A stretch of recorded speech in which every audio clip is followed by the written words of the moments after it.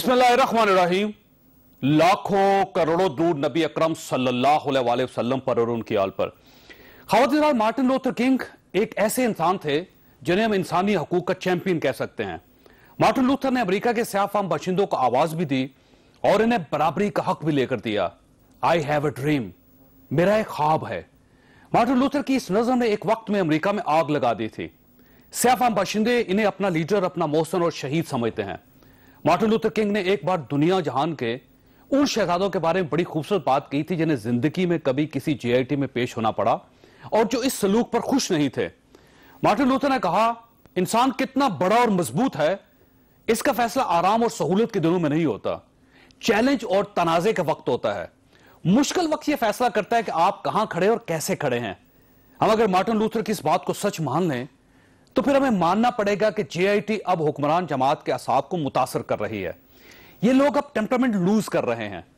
आप खुद पाकिस्तान मुस्लिम लीग नून के लीडरों का रद्देमल मुलाहिजा कर लीजिए।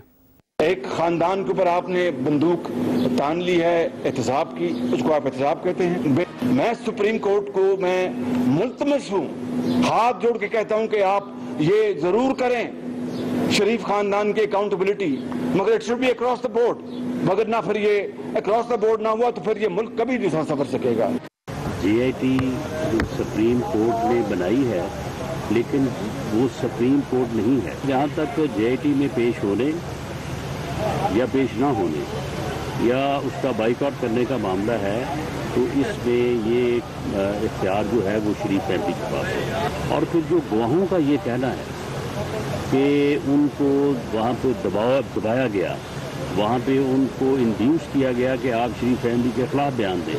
आप मुझे बताएं कि ये क्या तुक बनता है कि जी 13 घंटे तक आप किसी आदमी की इंटेरोगेशन करें, यानी 13 घंटे किसी आदमी की इंटेरोगेशन करने के बाद मेरा ख्याल है कि 6 घंटे बाद फिर आप उसे जो मर्जी जो है उससे उगलवा लें, जो मर्जी जो है वो उससे कहलवा लें।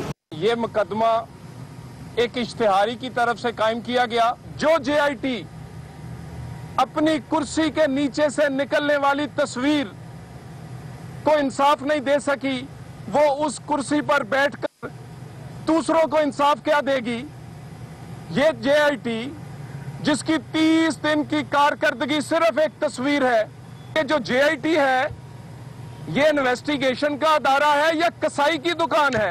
सवालिया निशान तो है ना भाई, हमसे ज्यादा इस अदलिया का या इवन इस JIT का कोई हमदर्द नहीं है।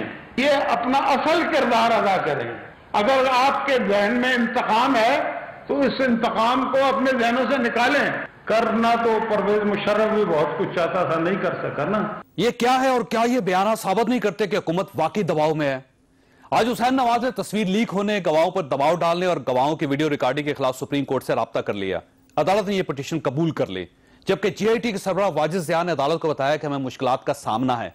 अदालत ने इन्हें तहरीरी दरख्वास्त देने की हदायत कर दी। भाई साहब, क्या खदशात क्या हैं बताइएगा, किसकी तरफ से कोई धमकियां मिल रही है, क्या कहते हैं? जबकि आज अपोजिशन ने एक बार फिर मियां हजरात से इस्तीफे मांग लिए।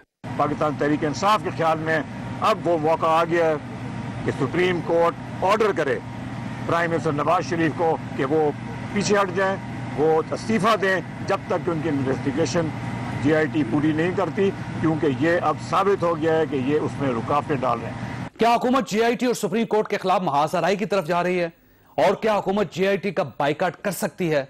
यह हमारा आज का इशू होगा। हमारे साथ रहिएगा। प्रोग्राम में दोबारा खुश आमदीद। हमारे साथ तशरीफ रखते हैं मोहसिन शाहनवाज राजा साहब, पाकिस्तान मुस्लिम लीग नून के साथ इनका ताल्लुक है। चौधरी मंजूर साहब ने हमें ज्वाइन किया है, लाहौर में पाकिस्तान पीपल्स पार्टी के साथ इनका ताल्लुक है, मरकजी सेक्रेटरी इतलात हैं। फैसल वाडा साहब कराची में हमारे साथ इस वक्त मौजूद हैं, पाकिस्तान तहरीक इंसाफ के साथ इनका ताल्लुक है। वाडा साहब, ये फरमाइएगा सर, ये आपको अचानक आज फिर वज़ीर साहब का इस्तीफा याद आ गया? सर, आप इतने अरसा तो खामोश रहे, आज क्या ऐसा वाकया आ गया जिसकी वजह से आपने सोचा कि आज फिर मियां नवाज शरीफ से इस्तीफा मांगना चाहिए? बहुत शुक्रिया चौधरी साहब आपका। देखिए चौधरी साहब, हम डे 1 से कह रहे थे कि ये जब तक प्राइम मिनिस्टर साहब की मौजूदगी होगी तब तक कोई भी चीज आगे नहीं बढ़ सकेगी और हर्डल्स और रुकावटें शुरू हो जाएंगी और रुकावटें आना शुरू हो गई और इतने तसलसल से आना शुरू हुई है कि अब तो मुझे लग रहा है कि जो मैं पहले दिन से ऑन रिकॉर्ड कहता जा रहा हूं कि ये जान को खतरा है, अब JIT के लोगों को, जजेस को भी खतरा है, क्योंकि मार कुटाई सुप्रीम कोर्ट पे 97 में हमले तो हम देख चुके हैं। आप इस तस्वीर को लेके हम नेशनल टीवी के ऊपर पिछले 2 दिन से डिबेट कर रहे हैं। देखिए चौधरी साहब, मसला ये कि तस्वीर के पहलू में भी बहुत सारी तस्वीरें हैं। आप आ जाए तसलसल से, सीरियल जो शुरू हुआ वो आया, साद रफीक साहब ने कहा जी हम चने के चने अगर हमें चबाओगे तो दांत टूट जाएंगे, यानी कि दांत तोड़ने की बात हुई। उसके बाद कहा अगर आंखें खोल के नहीं देख सकते तो चश्मे पहनो। ये किससे मुखातिब थे? मेरे से मुखातिब थे, किसी के वालिद से मुखातिब थे, जजेस से मुखातिब थे। उसके बाद राना सदाना साहब की आज आपने बात सुनी कि जी रिएक्ट करेगी अगर हमारे खिलाफ आ गई। उसके बाद आज आपके दलाल चौधरी साहब जो है उन्होंने कह दिया है कि जी ये तो कसाई है। मतलब आप जीआईटी को, उसके बाद में व्हाट्सएप कॉल का ड्रामा आ गया, उसके बाद तस्वीर लीक होगी। देखिए जी तस्वीर लीक में क्या हुआ मुझे बताएं चौधरी साहब कि यहाँ supreme court, high court, lower court के ऊपर जिसके ऊपर इल्जाम होता है, जिसकी सुनवाई सालों साल नहीं होती, उसको बेड़ियों में, हथकड़ियों में घसीट के, छितर मार के, जूते मार के लाया जाता है। इस मुल्क की हिस्ट्री ये है। हमने प्रोटेस्ट किया, मैंने प्रोटेस्ट किया, हथकड़ी लगाई गई।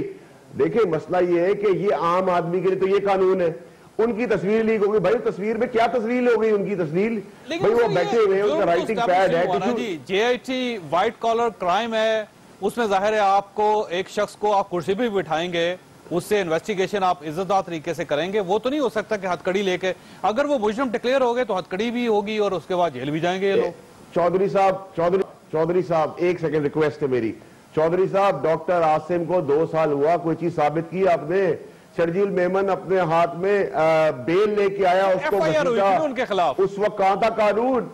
भाई कानून यहाँ तो सबसे बड़ी चोरी है मुल्क की सर। के खिलाफ देखिए एक एफआईआर थी, एफआईआर होगी, पुलिस आएगी, बंदे को गिरफ्तार करेगी, हथकड़ियां लगेंगी, लेकिन उससे पहले अगर इन्वेस्टिगेशन हो रही है तो फिर उसमें कोई गिरफ्तारी नहीं हो सकती सर। चौधरी साहब मेरी बात सुने। इससे पहले कौन से आपके जितने आज तक केसेस कोर्टों में चल रहे हैं उसके अंदर बगैर शवायद के, बगैर सजाओं के लोगों को फांसी चढ़ गई है और फिर हाईकोर्ट में इनकी आवाज दी गई है कि बुलाया जाए उसको, मुलजिम को। तो पता चला मुलजिम को फांसी चढ़ गई है। तो आप किस कानून की बात कर रहे हैं? यहाँ मुल्क की सबसे बड़ी डकैती, चोरी का इल्जाम है। उसके बाद आप अपनी कुर्सी पे होंगे, आपका ख्याल है कि जब तक वज़ीर साहब अपनी कुर्सी पे होंगे उस वक्त तक ये इंसाफ नहीं हो सकेगा, जेआईटी उस वक्त तक बंदी रहेगी, उस वक्त तक ये फैसला नहीं हो सकेगा? आपका ख्याल ये? चौधरी साहब निहाल हाशमी साहब, आपको पता है शरीफ आदमी है, स्पाइनलेस है, बगैर हड्डी का इंसान है वो। उनसे जो इदारों को तड़ी लगाई गई, निहाल हाशमी साहब ने जो तड़ी लगाई है उसमें उन्होंने कहा क्या है? निहाल हाशमी साहब ने कहा हम दया तंग कर देंगे, तुम्हारे बच्चों को यहाँ तुम्हारा एहतसाब करेंगे, तुम्हारे बच्चों के लिए जगह कम कर देंगे। उसमें उन्होंने कहा रिटायरमेंट के बाद वो हमला जेआईटी और सुप्रीम कोर्ट में नहीं था, वहां 2 अस्करी इदारे थे, एमआई, आईएसआई, फौज को भी धमकी दी है। डॉन लीग्स की तरह जब तक आप असल मुजरिम को नहीं चढ़ाएंगे कटहरे के अंदर तब तक ये नहीं होगा। निहाल हाशमी कुर्बानी से क्या होगा? जिसने कलवाया उसको पकड़े ना। सर ये सारा शामिल क्या हो रहा है? और हीट जो है ना, इनकी तरफ आने दे, मैं आऊंगा वापस सर आपकी तरफ वापस आऊंगा। मुझसे ये फरमाइएगा सर, ये आप बाइकआउट करना चाहते हैं, आप मुतमईन नहीं है? क्योंकि आज जो बयानात आए सारे राना सनाउल्लाह साहब का, तलाल चौधरी साहब का, आपका, उसके साथ साथ मुशाहिद साहब का, यूं महसूस होता है कि आप घबरा गए हैं और आप ये चाहते हैं कि जेआईटी का बाइकआउट कर दें आप। देखिए चौधरी साहब, जो अभी फैसल साहब की भी जो गुफ्तगू है उसको सामने में रखूं तो एक बात की जो तासर पैदा किया जा रहा है कि मुस्लिम लीग नून या हमारे जितने भी लोग वहां पे कोर्ट हेयरिंग्स में जाते हैं वो ये कहने पे जो मजबूर हो रहे हैं, उसके ऊपर उसकी जो बुनियाद है वो हमारे एतराजात हैं। गो के हमारे एतराजात अगर अदालत ने उसके ऊपर फैसला, हमारी एप्लीकेशन जो थी वो डिसमिस कर दी, या हमारा एतराज जो था सफा मिसल या रिकॉर्ड का हिस्सा बन गया, और अदालत ने यह भी कहा कि वो आने वाली पीरियोडिकल रिपोर्ट्स में ये जरूर इस मामले की तय तक जाएगी, अगर कहीं उनको शकूक शुबात हुए कि कोई ज्यादती हो रही है तो वो उसका नोटिस लेंगे। अदालत ने इसका भी इशारा किया। देखिए मैं आपको इशारा करता हूँ। पहले जी देखिए, हम ये समझते हैं कि जहां से अंसार अब्बासी साहब की कहानी आ गई, चलो उस कहानी के ऊपर हम नहीं गुफ्तगू करते, उसमें सुप्रीम कोर्ट के जो जजेस आई थिंक वो खुद इस चीज को देखेंगे और हम उन पर तवक्को करते हैं कि उस चीज को खुद देखेंगे। अब दूसरा जो एपिसोड आता है, दूसरा एपिसोड आता है कि उसके ऊपर जो तारिक शफी साहब को थ्रेट किया जाता है, फिर उसके बाद जो सईद साहब है, चमन सईद साहब को जो थ्रेट किया जाता है, तारिक शफी साहब को क्या थ्रेट किया? देखिए जी, तारिक शफी साहब को यह कहा जाता है कि तुम ये जो मनी लॉन्ड्रिंग वाला जो केस है, दैबिया पेपर मिल्क वाला केस, उसमें जो तुमने एफिडेविट दिया वो एफिडेविट विड्रॉ करो। तो सर वो कोर्ट चले जाए ना, तारिक शफी साहब कोर्ट चले जाए। तारिक शफी साहब जा रहे हैं, तारिक शफी साहब बिल्कुल जा रहे हैं। तारिक शफी साहब को आप उनकी वकालत क्यों करते हैं? अगर उनके साथ जुल्म हुआ है, ज्यादती हुई है तो जाएं वो। तारिक शफी साहब को अगर हम उनकी वकालत ना करें तो तारिक शफी साहब को अगर वो प्रेशराइज देके बयान दिलवाते करते हैं हमारी क़यादत के खिलाफ, तो उसका असर पूरी मुस्लिम लीग नून पे पड़ेगा और इलेक्शन 1 साल बाद है। और हम नहीं चाहेंगे कि हमारी तज़ीक और तजलील करने का एक बंदोबस्त किया जाए। तारिक शफी साहब को पहले इन्होंने इसके अंदर इन्वॉल्व करके प्रेशराइज किया, उसके बाद दूसरा अमल हमने ये कहा कि तारिक शफी साहब के बाद चमन सईद साहब, उनको भी इसी तरह थ्रेट किया गया। भाई देखिए, अगर आपके पास सबूत है, आप सबूत ले आए, आप सबूत के ऊपर हमारे खिलाफ फैसला कर दें, लेकिन थ्रेट मत करें, धमकियां ना दें। थ्रेट कौन कर रहा हूं? देखिए, अब वो तारिक शफी साहब ने इसके ऊपर जेआईटी में मखसूस, मुझे डायरेक्टली नहीं पता कि कौन कौन साहिबान है जिन्होंने थ्रेट किया है। तो अगर आपको यकीन नहीं है, पता नहीं है, तो आप डिफेंड क्यों कर रहे हैं? दो लोग हैं, आमिर अजीज और बिलाल, इन दोनों के ऊपर एतराजात इसीलिए दिए गए थे। और तारिक शफी ने जो एप्लीकेशन देखिए, तारिक शफी साहब को थ्रेट इन दोनों ने किया, इन दोनों के ऊपर ही उनका इल्जाम आ रहा है कि इन दोनों ही ने मुझे थ्रेट किया और मुझे कहा कि आप ये बयान दें, क्योंकि आपको याद होगा आमिर अजीज साहब जनरल परवेज मुशर्रफ के दौर में इस मुकदमे के आईओ थे और यही एतराज हमने सुप्रीम कोर्ट में दाखिल किया। अगर फर्ज करें मोहसिन ये आपकी बात मान ले, तो दानियाल अजीज साहब जो आज केस लड़ रहे हैं, जो आज हर जगह पे खड़े होते हैं, ये भी जनरल परवेज मुशर्रफ साहब के साथ थे। सर ये जवाब नहीं है, ये वो वाला नहीं है। इस पे आप वो क्राइटेरिया अप्लाई ना करें जो दानियाल अजीज का है और जो आमिर अजीज का है, जमीन आसमान का फर्क है। दानियाल अजीज जो है वो तो अपनी पार्टी को, अब इस तरफ फवाद चौधरी है, ये पॉलिटिकल वर्कर्स हैं। पॉलिटिकल वर्कर्स की एक और जगह होती है, एक अफसर, तफ्तीशी अफसर जो कि पहले ही मुतनाजा हो, और ये right to fair trial, right to justice हर पाकिस्तानी का फंडामेंटल राइट है। आपका ख्याल ये है कि आपकी मर्जी की जेआईटी होनी चाहिए, आपकी मर्जी के सवाल होने चाहिए। अभी एक और जब आप वहां पे जाना चाहे आपको इजाजत हो जाए, जब आप ना जाना चाहे जेआईटी आपके घर आ जाए। सर ये तफ्तीश है, ये तहकीकात है, इसमें एक सर्टेन प्रोसीजर है, उसको आपको फॉलो करना पड़ेगा। मैं आपको बताता हूँ, एक बात मैं वाज़ेह कर दूं। पहली बात ये है कि हम इस जेआईटी में अगर पेश हो रहे हैं, अभी ना हम मुल्जिम हैं, क्योंकि हम पे कोई FIR नहीं है, हम पे कोई मुकदमा नहीं है। FIR हम पे इल्जाम नहीं हुई, बाकी सब कुछ हो गया। ठीक है, हम उस मुकदमे पे एक इल्जाम लगा, हम पेश हो रहे हैं। कल अगर इसमें हम गुनाहगार साबित हुए और जो भी जेआईटी चलान बनाएगी उसके मुताबिक आप बाइकाट तो नहीं करेगी। नहीं, बाइकाट तो अभी तक हमने बाइकाट, दूसरी बात अभी तक नहीं, बाइकाट कर रहे हैं या नहीं? देखें, अगर हमें यह महसूस हुआ कि जेआईटी सबूत को छोड़ के धमकियां अडॉप्ट करेगी और धमकियों में भी अगर उनका काम ना बना और शकूक व शुबहात की बुनियाद पे अगर कोई जेआईटी फैसला करती हमें नजर आई,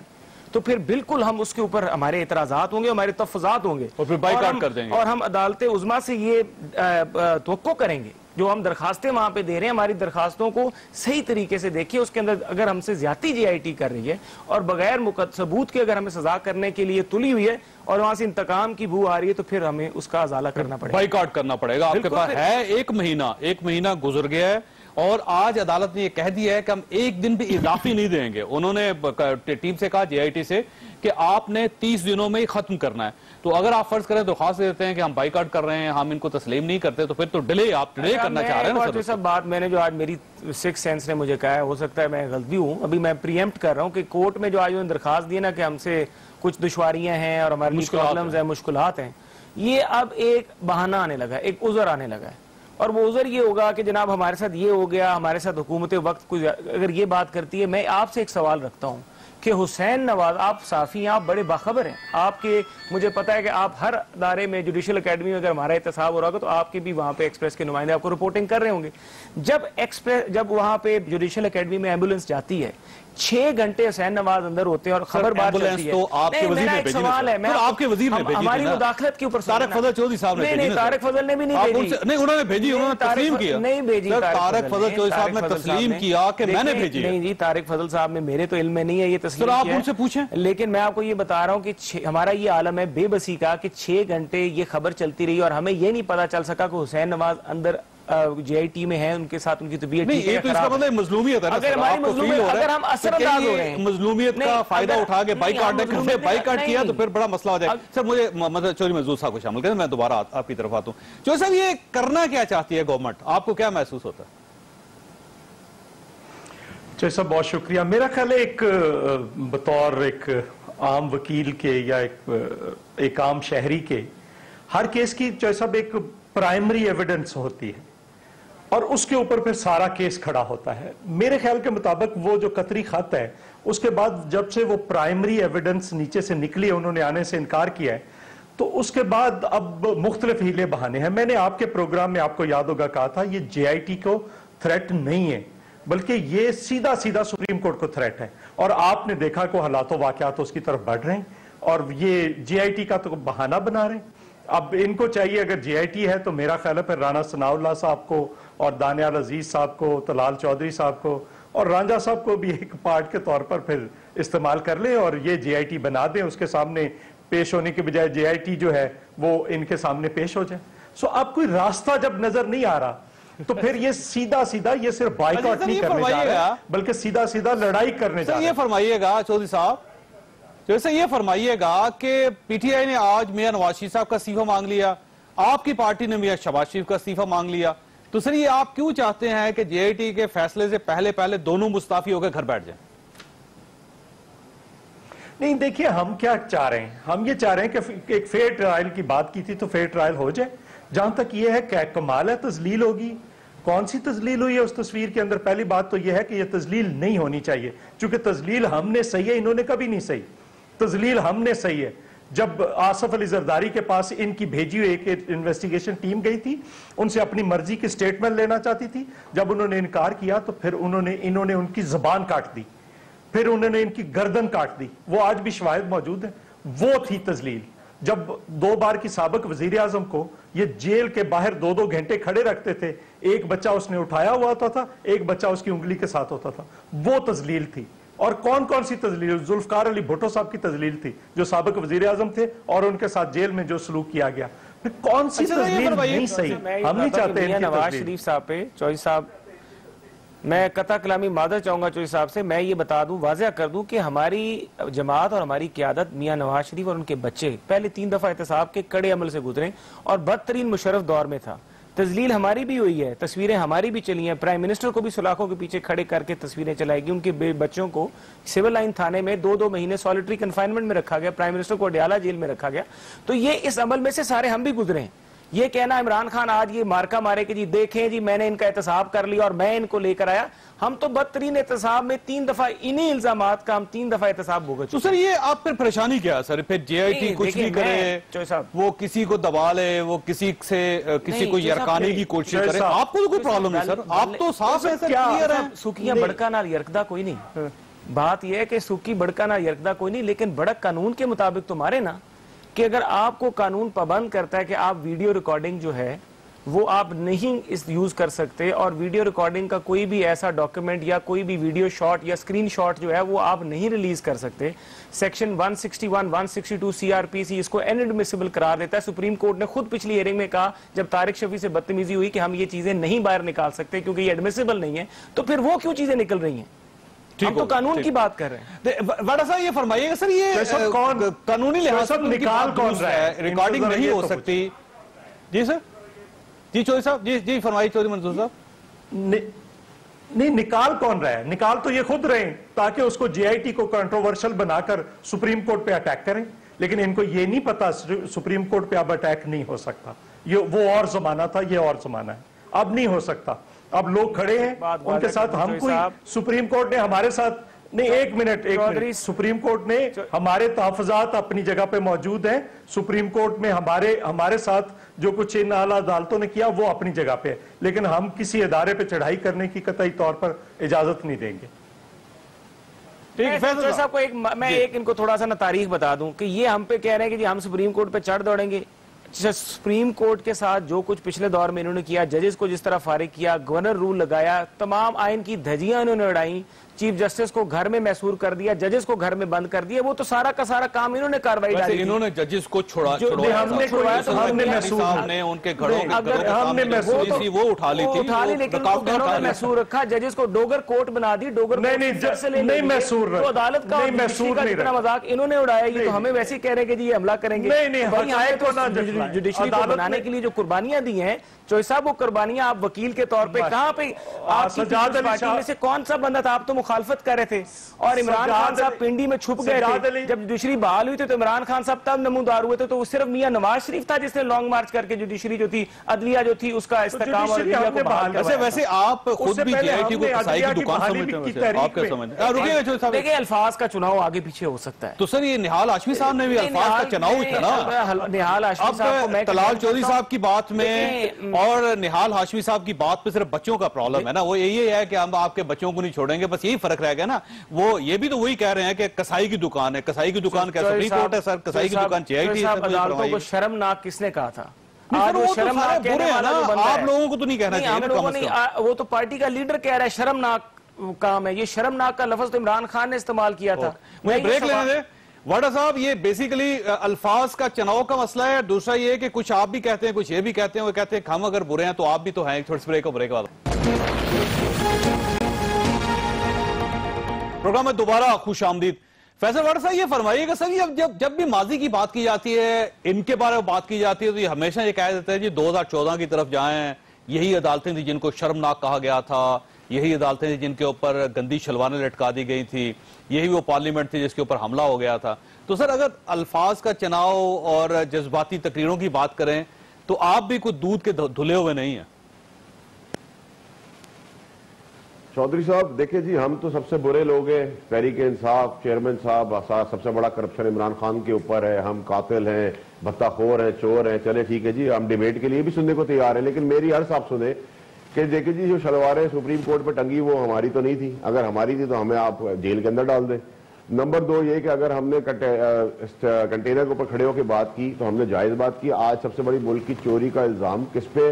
वो मुल्क के वजीर आजम है। आर्टिकल 164 के तहत जो कन्फेशन स्टेटमेंट दी वो कौन है? फाइनेंस मिनिस्टर है, इसाक डार साहब है। जब इस मुल्क के अंदर तबाही इस पैमाने तक पड़ जाए, और जो मोहसिन साहब कह रहे हैं मैं इनकी बड़ी कदर करता हूं। देखिए जी जोश खिताबत तब होती है, अभी मैं और मोहसिन साहब किसी बात पर लड़ पड़े और मेरे मुंह से इनके मुंह से कोई बात निकल जाए तब भी समझ में आता है। किसी बहुत लाखों लोगों के क्राउड के अंदर आप जज्बाती हो गए तब भी बात समझ में आती है। लेकिन निहाल हाशमी साहब ने जो बात की वो तो 15-16 लोग थे, उसमें जोश खिताबत का चांस ही नहीं था। उनको ये बताया गया कि कुर्बानी के बकरे पहले बने थे, उनको रिवॉर्ड दिया गया था, अब तुम बन जाओ। उन्होंने तो आपको पता है वो सत्य का बकरा बन गया। उन्होंने इतनी जोश खिताबत की, इतनी जोश खिताबत की कि उन्होंने मौत की धमकियां दे दी। और मौत की धमकियां देने का मतलब यह है कि उन्होंने सिर्फ जीआईटी सुप्रीम कोर्ट पर हमला नहीं किया, उन्होंने 2 अस्करी कुव्वतें का क्या जिसमें एमआई और आईएसआई आप पाक आर्मी का ओपन दुश्मनी कर रहे हैं। आपने इससे पहले डॉन लीग्स में भी ये सारा ड्रामा रचाया था, कंट्रोवर्शियल आप बनाए। भाई आप सब कुछ छोड़ दे, आप सारी कहानी बंद करें। आप मुंह पे मारे कौम के वो मनी ट्रेल, वो पैसे का बता दे हिसाब, खत्म हो जाएगी बात। आज आप कहते हैं वीडियो बंद कर दे। अगर आप वीडियो बंद कर दे और कल आपके जो मियां साहब के बेटे वो खुदकुशी का ड्रामा करके निकल है, पिछले दिनों उनका बीपी लो हो गया था, जो एम्बुलेंस आई मोहसिन राजा साहब कुरान पा के कहें कि उस एम्बुलेंस के अंदर आईबी की बगिंग डिवाइसेस नहीं थी। बच्चों वाली बातें कर रहे हैं कि कौम को पता नहीं क्या ड्रामा हो रहा है। जब स्वीपिंग होती है वहां रोज बगिंग की, उस दिन नहीं थी तो एम्बुलेंस आ गई, एम्बुलेंस आई भी नहीं फरमाइए, देखिए नई बात है। फैसल भाई ये तो आपने बड़ा ही अजीब इंकशाफ कर दिया। ये तो बगिंग डिवाइसेस छोड़ के हम तो अपने बंदे ढूंढते फिर रहे थे कि हमारे बंदों को कुछ हो गया, अल्लाह उनको खैरियत से रखे।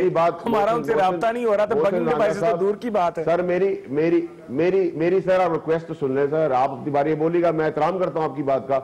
मैं कह रहा हूं सर 2 चीजें आप अभी रिकॉर्ड का हिस्सा बना लें। अगले आने वाले दिनों में ये एक एफआईआर लॉन्च करने वाले जो कट चुकी है, उस एफआईआर के करेंगे ये फिर एक यलगार करेंगे इस जीआईटी के ऊपर। अभी आप रिकॉर्ड का हिस्सा बना लें। गलत निकला था आप मुझे फांसी पे चढ़ा दीजिएगा। प्रॉब्लम सारी है कि आप मुंह पे मारे मनी ट्रेल, आप की बात करेंगे, वीडियो बयानात ना हो। कल आपने खुदकुशी कर ली तो क्या होगा? कल आप और कौम के आगे खुल के दिखाएं, सबको पता चले क्या सवाल हो रहा है, क्या जवाब हो रहा है, क्या हो रहा है। भाई क्यों आप छुपा के सब कुछ कर रहे हैं? इंक्वायरी को ओपन करें, ना ये कंट्रोवर्शियल बनेगी, ना आप पे इल्जाम आएगा। सवाल सुनिए सर ये मौसम साहब का सवाल सुनिए। फैसल साहब मैं ये कहूंगा कौम के आगे हम अपना किरदार रखें, हम वहां पे मनी ट्रेल देखें। आप भी तो कुछ कौम के आगे अपना किरदार रखें ना। वो फॉरेन फंडिंग वाले केस में 3 साल का अरसा गुजरा है कि आप अभी तक इलेक्शन कमीशन में पेश नहीं हो रहे। अगर आप कानून और कायदे को मानने वाले हैं और आप सच्चे हैं, आपकी जो है आपके दामन जो है वो दागदार नहीं है, आपने बाहर से फॉरेन फंडिंग में यहूदियों से और इंडियन से फर्म से पैसे नहीं लिए, तो आप जाए वहां पे पेश हो जाएं। देखे ना, ये तो क्या है, ये तो मीठा मीठा हप हप कड़वा कड़वा थू थू, ये तो वही बात होगी। ये कह रहे हैं आप भी अपने सबूत जो है वो मुंह पे मारे, जाके सबूत दें। और दूसरी बात यह है कि अब आप दहशतगर्दी की अदालत में, आप दहशतगर्दी की अदालत में आप पे मुकदमा है। खान साहब खैबर पख्तूनख्वा में बैठ गए कि खैबर पख्तूनख्वा में वहां पे पुलिस रेड ना करे और वहां पे खैबर पख्तूनख्वा की पुलिस उनको तहफ़्फ़ुज़ मुहैया कर रही है, तो ये भी तो उनके दामन पे दाग है। वो भी पेश भाग के नथिया गली बैठे हुए हैं, वो तो भाग के, मैं तो ये कह रहा हूँ वहां पे बैठे हुए वो भी आए अदालत में पेश हो, वहां पे अपनी जमानत कराएं और कहें मैं बेगुनाह हूं। जिस तरह हमने अपने आप को जेआईटी के आगे पेश कर दिया, ये भी इलेक्शन कमीशन के आगे पेश है और ये भी इंसदाद दहशतगर्दी की अदालत में पेश है। मोहसिन राजा साहब देखें, आप तो बाइकआउट की तरफ भी जा रहे हैं, आप हमले की भी तैयारी कर रहे हैं, आप धमकियां भी दे रहे हैं, मारने की धमकियां भी दे रहे हैं, तसल्सल से दे रहे हैं। हमने ऐसी कोई चीज नहीं की। नंबर 1। नंबर 2, ये जंदाल से मेरा लीडर नहीं मिला, मेरे लीडर ने जाके कुलभूषण की माफी का ड्रामा सारा नहीं रचाया। अब आप मुझे बताएं, चले जी आप कहते हैं हम पे मनी लॉन्ड्रिंग या मनी ट्रेल हम नहीं दे पा रहे, हम पे यहूदियों का है इल्जाम। भाई आपकी सरकार है, पकड़े, क्यों नहीं पकड़े आप? अगर आपके पास सबूत है आप पकड़ ले, हम खड़े थे यार आपके पास हाथ दे रहे। नंबर 1, वो ये कहते हैं कि इमरान खान साहब नथिया गली चले गए, वहां गिरफ्तार नहीं हो सकते सर। वो चौधरी मंजूर साहब, मुझे 1 मिनट दे दे, पूरा शो आप मोहसिन साहब को एक सेकंड मुझे दे दे।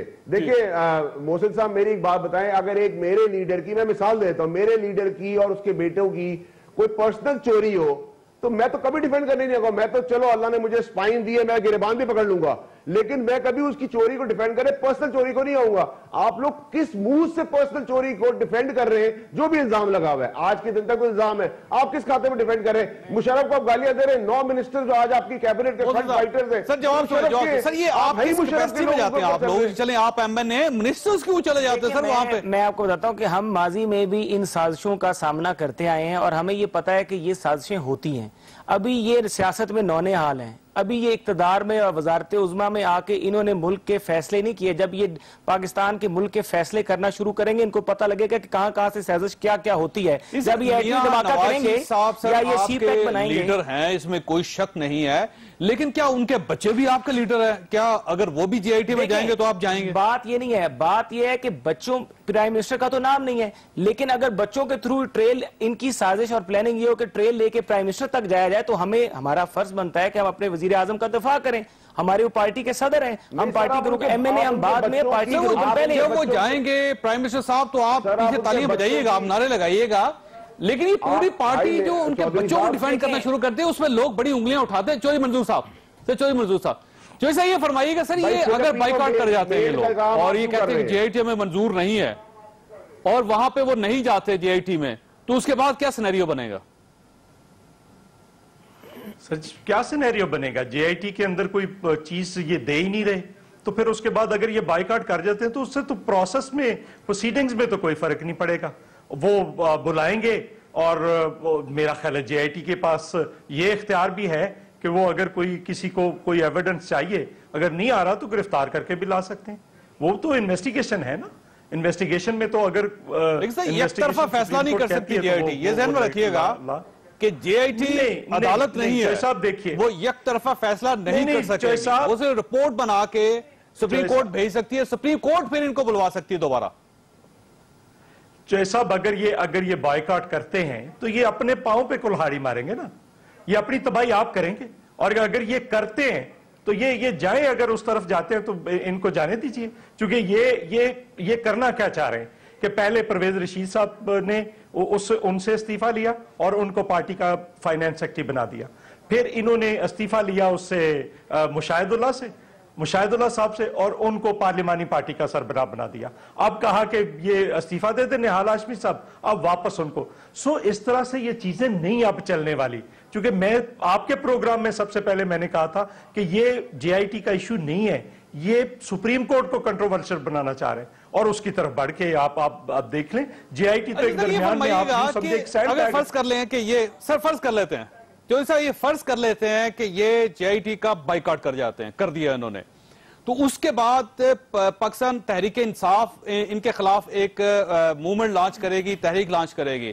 क्या पाकिस्तान पीपल्स पार्टी भी एक तहरीक लॉन्च करेगी और फिर पाकिस्तान तहरीक इंसाफ और पाकिस्तान पीपल्स पार्टी दोनों मिलकर इस हुकूमत के खिलाफ इकट्ठे चलेंगे? सर जरूरी तो नहीं है ना, मसला यह है कि क्या जरूरी है कि हम दोनों मिलकर इकट्ठे, वो उनका अपना पॉइंट ऑफ व्यू, हमारा अपना पॉइंट ऑफ व्यू। हम ये कह रहे हैं कि अगर किसी किस्म का कोई हमला किया गया, किसी किस्म की कोई ज्यादती की गई, तो हम बिल्कुल अपनी जगह पे स्टैंड और पूरी तरह पाकिस्तान पीपल्स पार्टी पूरे जोर के साथ इनके सामने खड़ी होगी, क्योंकि पहले एक इदारे को बचाया था पार्लियामेंट, अब अगर दूसरे इदारे की बात होगी मेरी एक और दरख्वास्त है आपसे एक दरख्वास्त है, मैंने वक्फा लेना है, लेकिन आपसे दरख्वास्त है कि पहले आप अपने लोगों को तो रोकें सर। वो नजर मोहम्मद गोंदर साहब भी चले गए, चंद साहब भी चले जाएंगे, कायरा साहब की अफवाहें गर्दिश कर रही हैं, तो अगर वो पार्टी ही आपकी पाकिस्तान तहरीक इंसाफ पे चलेगी तो आप क्या प्रोटेस्ट करेंगे सर? ये भी जहन में रखिएगा।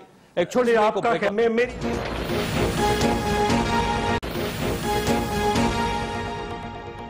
प्रोग्राम में दोबारा खुश आमदीद। मौसा ये फरमाइएगा सर, ये जो वाजिद ज़िया साहब ने आज इंकशाफ किया सुप्रीम कोर्ट ऑफ पाकिस्तान में कि हमें मुश्किलात हो रही हैं तहकीकात में और तफ्तीश में, और अदालत ने उनसे कहा कि आप दरख्वास्त दे दें। अब अगर वो तहरीरी दरख्वास्त दे देते हैं और वो ये बता देते हैं कि किस किस्म की मुश्किलात हैं, और अगर वो ये कह देते हैं कि किसी ने उनको अप्रोच करने की कोशिश की या किसी ने उनको डराने की कोशिश की या किसी मेंबर को डराने की कोशिश की, तो आप खुद अंदाजा लगाइएगा कि केस की नौयत बदल जाएगी, तो आपके लिए कितने मुश्किलात हो जाएंगे। देखिए जी, अगर डराने की बात है तो मैं तो ये तवक्को करूंगा कि जो मुंसिफ होता है, मुंसिफ तो जो होता है इम्पार्शल होता है, उसने तराजू यूं पकड़ा होता है मुंसिफ ने। हमारे भी डराने की एप्लीकेशनें मौजूद हैं, हमें भी थ्रेट किया गया है, सारा कुछ है, ऑन रिकॉर्ड है। हम तो आज भी कहते हैं कि वही वीडियो रिकॉर्डिंग जो कि हमारी तजलील करने के लिए JIT के अंदर से निकली है, वही रिकॉर्डिंग में आप तारिक शफी और उनका जो इंटरेक्शन था, इंटरव्यू, वो निकाल लें, देख लें उसमें क्या हुआ है। और आपके पास है वैसे रिकॉर्डिंग? नहीं, वो उनको कह रहे हैं निकाल लें, क्योंकि हमने ये अदालत में कहा था, ख्वाजा हारिस साहब ने दौरान बहस ये कहा था कि गो कि वो इनएडमिसिबल है, लेकिन for the sake of consumption of the court, अदालत की कंजम्पशन के लिए अदालत उसको खुद देख ले और देख ले कि क्या तारिक शफी सच कह रहे हैं या गलत कह रहे हैं। अब अगर वो हमारी दरखास्त जो है वो नहीं मेंटेन होती, और मतलब साथ में अदालत ने कह दिया था कि ज्यादती ना करें, और अगर कोई सबूत के बगैर वो आते, लेकिन सर वो तो सामने नहीं आया अभी तक के उन्होंने तारिक शफी साहब के साथ क्या सलूक हुआ या आपके दूसरे गवाह के साथ क्या सलूक हुआ, लेकिन जो आप कर रहे हैं वो पूरी दुनिया देख रही है। इस वक्त भी जब आप JIT को या अदालतों को कसाई की दुकान कह देंगे तो लोग तो आपकी तरफ देखेंगे ना कि आप क्या कह रहे हैं। लोग ये समझेंगे कि आप घबरा गए हैं, आप बाइकाट करना चाहते हैं, आप इससे निकलना चाहते हैं। तो सब जोश खताबत होता है, और अल्फाज का जो चुनाव मैंने पहले भी कहा वो कई दफा गलत भी हो जाता है, लेकिन उसमें बदनीति नहीं होती। मुसलसल हो रहे हैं ना, पहले निहाल हाशमी साहब से जोश खताबत हो गई, फिर उसके बाद राणा सनाउल्लाह साहब से होगी, उससे पहले ख्वाजा साद रफीक साहब से होगी, कल मियां शवाशी साहब ने कह दिया कि बंदूकें जो आप सिर्फ एक ही फैमिली की तरफ तान रहे हैं, वो भी जोश खताबत हो गई। राणा सनाउल्लाह साहब जो आप फरमा रहे हैं आज, वो भी जोश खताबत होगी। दानियाल अजीज साहब, मुशाहिदुल्लाह साहब, आप भी, ये सारे जोश खताबत जो है आपको इस केस में क्यों नजर आती है सर? आप मैं उसमें ये है ना, देखिए हम पहले दिन से जब यहाँ पे एक खबर लीक हुई, उस खबर की एप्लीकेशन का गो के अदालत ने बड़ा अच्छा फैसला किया। उन्होंने कहा कि अगर हमें इसमें से कोई बू आई इस तरह की शकूक की कि ये कोई आपके साथ ज्यादती करने वाले, हम नोटिस लेंगे। उसके बाद से फिर भी हम उसमें पेश होते रहे, लेकिन जो उस अमल के दौरान उन लोगों के साथ होता रहा, या तो देखे ना तारिक शफी साहब के ऊपर एक FIR कटी होती, वो मुलजिम होते, वो पेश हुए होते, जिस तरह पुराने यहाँ पे वक्तों में गवाह है ना। अब मसला ये है कि गवाहों को तो बुलवाया जाएगा। देखिए, मैं अगर अच्छा इन्वेस्टिगेटर हूं ना, पुलिस क्या करती है, अच्छी तफ्तीश क्या होती है, वो सबूत रखते हैं सामने। अगर आप सबूत रख के बात करेंगे तो आप अगले बंदे को लाजवाब कर देंगे। जब आपके पास सबूत नहीं होगा तो आप डराने और धमकाने पे आ जाएंगे। सबूत आपने फराहम करना है। सर, मसला ये है कि ये कोई ऐसा जुर्म नहीं है कि जिसमें इन्वेस्टिगेशन करने वालों ने आपके सामने सबूत रखने हैं। सबूत तो आपने देने हैं, सबूत आप नहीं दे पा रहे। आपका कतरी शहजादा भी भाग गया, वो भी यहाँ आने के लिए तैयार नहीं है। कतरी शहजादे की भागने की वजह जो वजाहत आई है, वो वजाहत, ये जो तस्वीर लीक हुई है, ये तस्वीर लीक होने की वो वजाहत आई है। उसने कहा कि अगर प्राइम मिनिस्टर के साथ ही हो रही है, और मैं एक्स प्राइम मिनिस्टर हूं, मुझे कैमरे के आगे बिठा के मेरी रिकॉर्डिंग चला दी गई तो ये भी ज्यादती होगी। कतरी शहजादा अगर सिर्फ एक तस्वीर से घबरा जाए, बिल्कुल आप नहीं समझे कि आप केस हार रहे हैं, फिर तो उसके ऊपर मुकदमा हो ना। चौधरी मंजूर साहब, अच्छा, एक बात यह है कि तहरीक जो आपने कहा, तहरीक जो है वो इलेक्शन लड़ने वालों ने नहीं चलानी होती, पार्टी के कारकुनों ने और तंजीमों ने चलानी होती है। हमने अयूब खान के खिलाफ, याया खान के खिलाफ, जनरल ज़िया के साथ हमने के खिलाफ, और हमने नवाज शरीफ के खिलाफ, हमने मुशर्रफ के खिलाफ तहरीकें चलाई हैं, इसलिए वो इशू नहीं है। लेकिन मैं एक बात कहना चाहता हूं आज आपके प्रोग्राम में, कायरा साहब का कल नोटिस से सर्व हो जाएंगे जिन्होंने ये झूठी खबर दी थी, लेकिन एक बात कहना चाहता हूं कि PTI की तरफ अगर जो लोग जा रहे हैं, तो मैं ये कहना चाहता हूं कि वो एक बंदा था तो उसने कहा कि भागता हुआ घर गया और कहा कि बच्चे तैयार करो, रेडियो पे ऐलान हुआ जिसके 6 बच्चे होंगे इनाम मिलेगा। उसने कहा 3 है हमारे, तो उसने कहा मैं आपने छुपाया हुआ था, एक शादी मैंने और की थी, 3 उससे हैं। उसको बड़ा गुस्सा आया तो उसने कहा वो भी ले गया जिसके थे। सो मैं ये कहना चाहता हूं कि अगर हमारे पे ये है तो ये भी जरा अपनी सफों में ख्याल करें। मैं आज एक खबर ब्रेक कर रहा हूं आपके ये चंद दिनों में इनकी भी एक बड़ी विकेट गिरने वाली और पीपल्स पार्टी में शामिल होने वाला है, हो सकता है कल ही गिर जाए। सर ये इमरान खान साहब की इमरान खान साहब की विकेट गिरने वाली है आपका ख्याल? कल हो सकता है कल ही मुल्तान में गिर जाए, मुल्तान में कल ही गिर जाए। मुल्तान की विकेट है आपका ख्याल? सईद काजमी साहब वाली? मेरा ख्याल नहीं, मैं सईद काजमी तो आप नहीं, मैं मुझे नहीं पता साहब, अब अभी कुछ नहीं, बस मैंने एक मुल्तान की एक ही बड़ी विकेट है सर। शाह महमूद कुरैशी साहब है ना सर, बाकी अभी जो है ना, अभी जो मैंने कहा उस पे देखें, इन्होंने 4-4, 5-5 कैंडिडेट्स बिठाए हुए, अभी इनकी बारी है, ये कर लें, फिर हमारी बारी है। शाह महमूद कुरैशी साहब की विकेट नहीं गिर सकती। शाह महमूद कुरैशी साहब वाइस चेयरमैन का इलेक्शन लड़ रहे हैं 11 तारीख को सर। ये जितनी बातें कर रहे हैं ना, जो जितने कर रहे हैं, उनको 5 से जरूर दे लें, जरा आप हमारी बारी भी आने दें। ठीक है फैजल वाड़ा साहब, ये फरमाइएगा सर, इनका ख्याल ये है कि जोशी खताबत है, कुछ बाजुकात अल्फाज का चुनाव ठीक नहीं होता, या बाजुकात मिसअंडरस्टैंडिंग हो जाती है, जैसे कि लोहे के चने आपने उसको मिसअंडरस्टैंड कर लिया, कसाई की दुकान को कर लिया, तो ये जोशी खताबत है और मिसअंडरस्टैंडिंग ये सारी मिसअंडरस्टैंडिंग। साहब इस सब चीजों का चौधरी साहब देखिए, हर वक्त हम बहस करते हैं, इसका हल निकाले ना। इसका हल ये है कि जो जीआईटी हो रही है, इंटेरोगेशन इन्वेस्टिगेशन जो हो रही है, वो पब्लिकली हो, पब्लिक को नजर आए, आपके थ्रू सब देखे, उनमें पता चले कितना सच है कितना झूठ है। कल ये ना कहे जी उनकी गले पे छुरी रख दी थी, हम क्या करेंगे उस वक्त? कल कहेंगे हमें गोली मारने की कोशिश की, जैसे कह रहे हैं। देखिए ना, अब मसला ये कि एयर कंडीशन कमरा दे दिया है, रमजान है तो स्कॉश और पाए और बाकी ब्रेन श्रेन नहीं दे सकते। मुझे नहीं पता उसके बाद वाले कमरे में शायद मिल भी रहा हो, लेकिन मैं मोहसिन साहब से कहता हूं इसको ओपन करें, इसको ओपन पब्लिकली करें, तो पता चल जाएगा कि कितना उनके साथ ज़ब्ती हो रही है, और हम भी खड़े हो जाएंगे मोहसिन साहब के साथ। मैं वो जबान देता हूं मोहसिन साहब के साथ। सबको करें सर, हम तो कह रहे हैं सबसे बड़ी मुल्क की चोरी को करें, उसके बाद बाकियों को भी कर लें। 406 ऑफशोर कंपनियों वाले जो बंदे हैं, वो आराम से घर बैठे हुए, एक एक खानदान की 30-30, 40-40 कंपनी, इवन इमरान खान की अपनी नियाजी सर्विस है, वो सारे आराम से घर बैठे प्राइम मिनिस्टर लंबी तारीखें पड़ी हुई है, और एहतसाब हो रहा है मियां नवाज शरीफ का। अब आप खुद थोड़ा सा फैसला कर दें कि अगर इंसाफ है तो फिर सबके साथ बराबर होना इंसाफ। कार्ड की उम्र से पहले वाला पति बन गए, याद होगा शनाख्ती कार्ड से पहले अरबपति बन गए सर। और यहाँ पर जब हेयरिंग होती है तो यहाँ पर आपके कायद के बच्चे शनाख्ती कार्ड से पहले ऐसी तो आबो हवा ना कायम की जाए। अगर वो इलेक्शन कमीशन